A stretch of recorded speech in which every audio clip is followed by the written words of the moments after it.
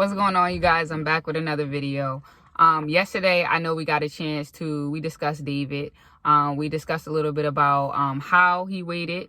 And we also discussed the importance of how we serve or we accumulate skills where we are in every moment, because every day is a piece to the puzzle for tomorrow, right? And for the overall picture.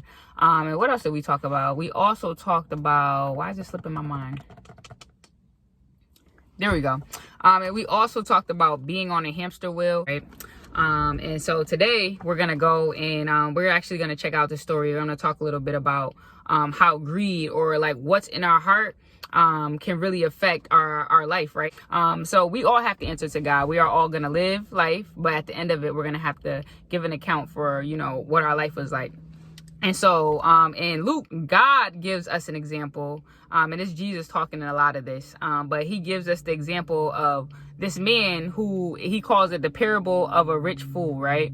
And so God gives us a little insight on kind of that mindset we have of trying to get it, right? Trying to get the bag, trying to get rich, trying to get the bread, trying to do whatever you call it, the cheese. I don't know what you call it. I don't know. I'm making it up. The dough, whatever you call it, them racks. God kind of tells us about this. So he starts to shed a light on our hearts, right? And greed. So here's what happened, right? So there's a man in the Bible, and we're just gonna call this guy Rich Fool, right? And so this man, basically, he's accumulated wealth, right? So he's worked hard, and this man, when I tell you, he has a lot of money. And back in the day, crops, they didn't really have dollar bills and stuff like that. I'm sure back in the Bible day, probably not. I don't want to get in trouble if I'm wrong, but I would think they didn't really have dollar bills, right? Because we could look at the presidents on our dollar bill today and know those presidents weren't around, right? So instead, their wealth came from crops and the things that they were able to grow and the things they were able to trade, right? And so this man gained so much wealth that he had barns, and he had to like tear down his barns and build new barns to be able to store all that God had blessed him with, right?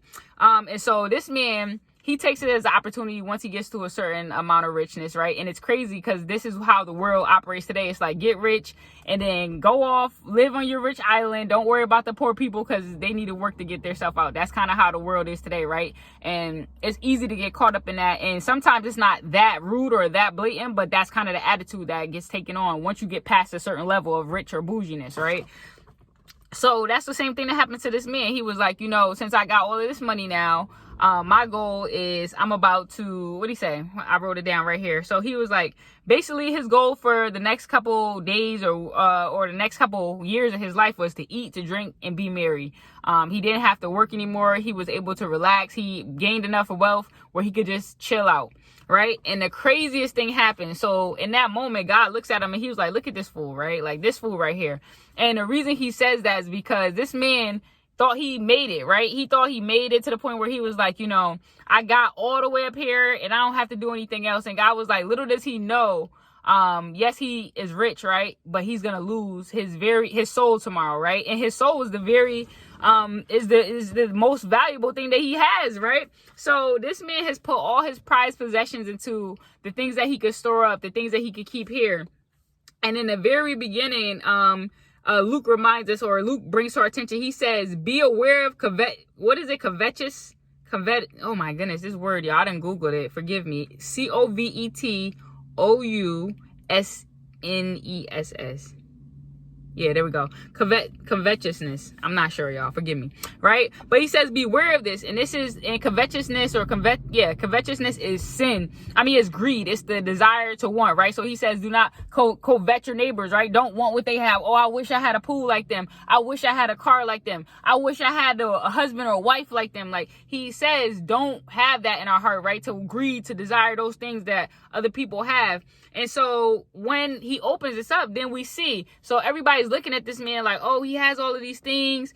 He's rich. He's this, he's that. Cause you can, and then before God gets into the parable, he mentions a man yelling out like, hey, can you share some of your inheritance with us? And then he goes into what this man has done with the inheritance. But at the end of it, basically God is saying that the goal is not to get the money, we are not out here getting riches so that we could just be rich and in our mansion. We are out here getting wealthy so that we can serve others. We are out here getting more so we can give to others. And so that's why, number one, going back to yesterday's video, we don't need to be on that hamster wheel, because we're on that hamster wheel.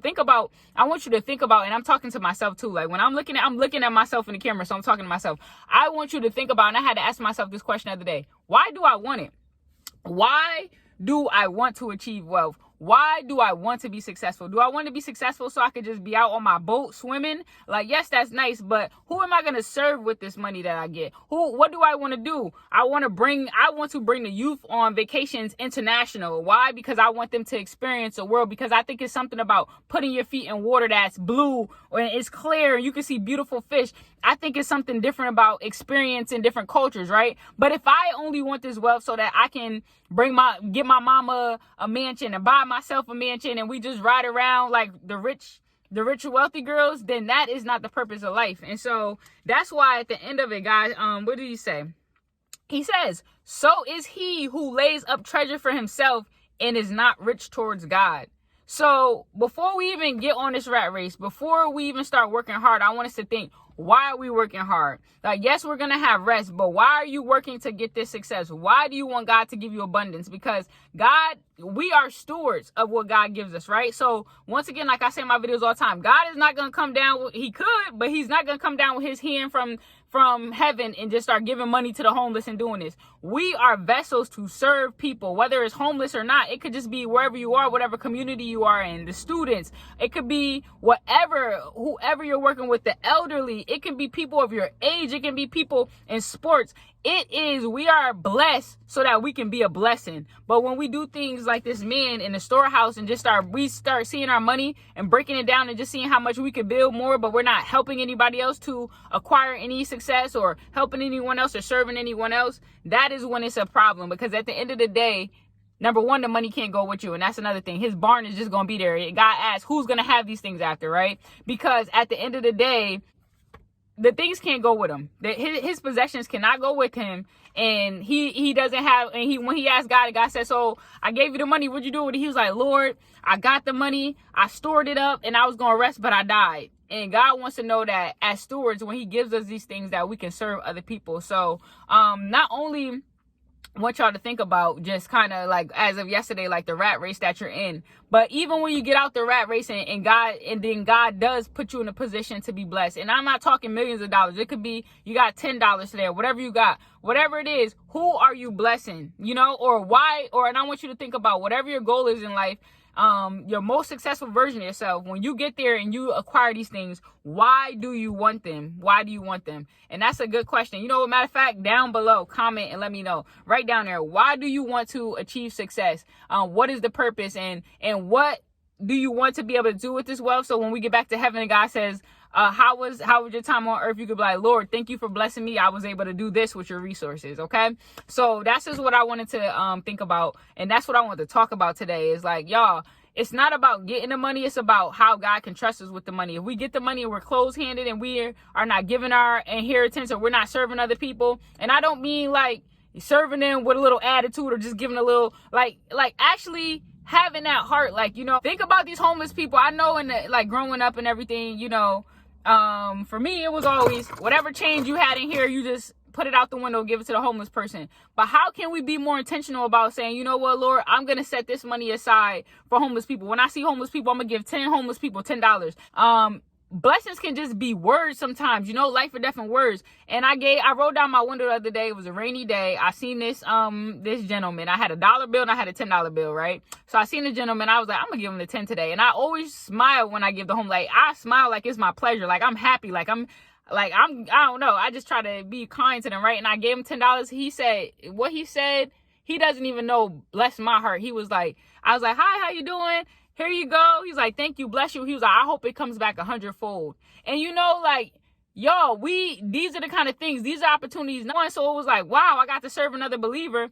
And number two, it's like, those are the blessings right there. The blessing always isn't for the actual income or the actual money that you get, but it's about being able to bless and be in community with others. So like I said, y'all, take heed of covetousness. I think it is. Covetousness. But what you do have, give. And also, it's nothing wrong with saving. But at the end of the day, this stuff can't go with us. So how much will you serve others with it? How much are you willing to give to others? So that's my video for today. Yes, God will bless you. He will come and seek you out. But when he seeks you out, he starts blessing you. How will we pour into others, you know? So thank y'all for watching. And I'm wishing blessings on all y'all today. It's a beautiful day. And thank y'all. Like, comment, share, subscribe. Peace, peace, peace, peace, peace. And thank y'all for becoming a better person daily with me. Peace.